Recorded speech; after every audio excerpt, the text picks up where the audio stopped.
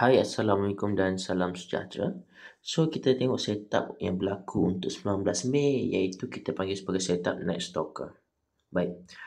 Jadi untuk setup Night Stalker ni, anda boleh lihat ini berlaku pada jam 10 malam. Alright. So, pada pukul 10 malam tadi, anda boleh nampak ada satu zone yang berlaku. Jadi untuk zone, anda boleh lihat ini berlaku di 3876 dan diikuti 3870. So, kita menanti untuk adanya kandungan arah yang memecahkan zon tersebut. So, kita menunggu.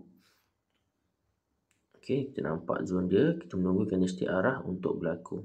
So, sekarang kandungan arah berlaku 3868, 3868, 3870, 2 tick. So, saya pun consider untuk sell sajalah. So, kalau kita nak tunggu sebab zon dia hanya 6 tick saja. So, I can tolerate lagi.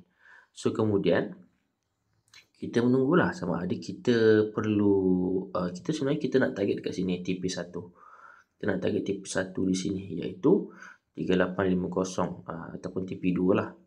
Alright. So kita pun pergilah menunggu. Tengok-tengok tiba-tiba ianya nampak macam nak ke atas. Dan kita pun perlu untuk cut position. So macam this case saya perlu cut position dan go for recovery lah. Okay. So, kita kena cut position dekat sini. Recovery ni adalah untuk kita nak minimize the loss. Alright, minimize the loss ataupun kita nak cover untuk dapat take profit lah. Sebab tadi pagi pun, setengah hari pun dah dalam keadaan 2 kali loss.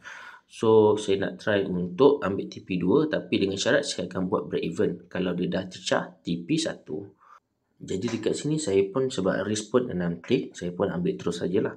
Okay. So actually the best is anda boleh tunggu di dalam zone untuk lagi rendah risiko. Baik. So sekarang ni anda akan melihat dekat sini kita akan target TP2. Tapi bila dah cecah TP1 ni kita akan buat break even.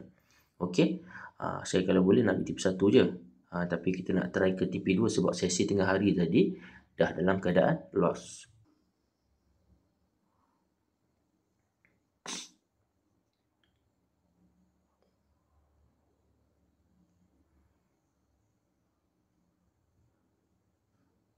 Okey. Sekarang ni anda boleh lihat apa yang terjadi adalah ianya dah cecah ataupun waktu ketika ini dah berlaku, waktu ianya dah hampir mencecah kepada TP1 ni, apa yang saya buat waktu ni sebab saya nak secure position saya pergi letakkan kepada dalam keadaan break even. Di plus 5 tick di luar zone ataupun di atas entry saya lah. Okey. So sekarang ni saya letakkan kepada break even sebab saya nak try target ke TP2 ketika itu berlaku. So saya nak secure position saya lah. Sekurang-kurangnya kalau berlaku saya taklah kena cut loss ke ataupun rugi untuk yang kali kedua ni. Sebab saya nak try target untuk ke TP yang seterusnya. So kemudian saya menunggulah dan ianya pun capai ke TP kedua. Setup pertama kita try sell, kita kena cut loss, kita masuk untuk mode recovery untuk kita ke TP, TP1 ataupun TP2. Kalau kita ambil TP1 pun should be anda dalam keadaan profit lagi lah. Sebab kita cut loss ni pun mungkin dalam lebih kurang 10 tick je. Alright. So cuma kalau anda ambil TP2 anda boleh dapat lebih kurang dalam 300 lebih lah. Dan anda kena ingat kalau anda nak ambil TP seterusnya anda make sure anda buat dalam keadaan break even sebab kita tak tahu mungkin tiba-tiba ianya patah balik ataupun dan sebagainya. Okay. Ingat pesanan saya, trust the system, we trade what you see, not what you hope. Okay. Thank you very much.